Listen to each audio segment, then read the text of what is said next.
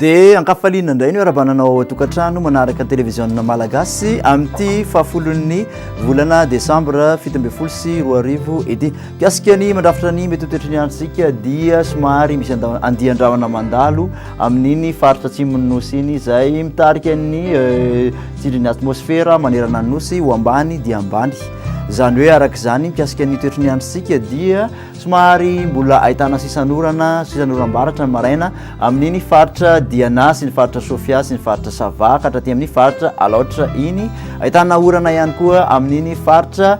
Iorombe sy ny faritra Anosy somary anjomona kosa raha ho an'ny faritra ampovoantany ny andro ho an'ny voamaraina ary andrahona ihany koa raha ho an'ny faritra Bueny sy Melaka ny faritra sisa moa dia somary andrahona vitsy avokoa.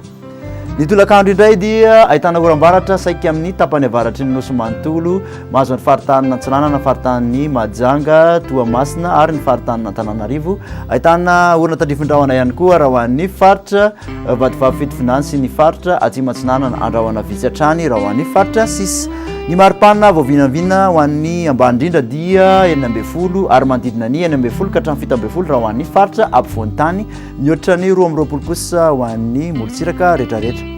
7 kosa ny maripana voavinavina ho an'ny ambony indrindra any amin'iny Morombe iny manodidina ny 14 ka hatramin'ny 17 raha ho an'ny faritra ampovoan-tany ary mihoatra ny 20 kosa raha ho an'ny morotsiraka rehetrarehetra. Raha mikasa ho any amin'ireo tanàn-dehibe vera Madagasikara moa ianao dia any amin'ny Paris Milano ahitana orana somary andrahona kosa ny andro raha ho an'ny Nairobi sy Johannesburg maina tanteraka raha ho an'ny Bangkok. Raha mikasika ny toetrany andro ho an'ny nosy manodidina ny Madagasikara indray dia i Seychelles ihany no ahitana orana fa ho maina ny andro raha ho an'ny Milan, Comores ary La Réunion.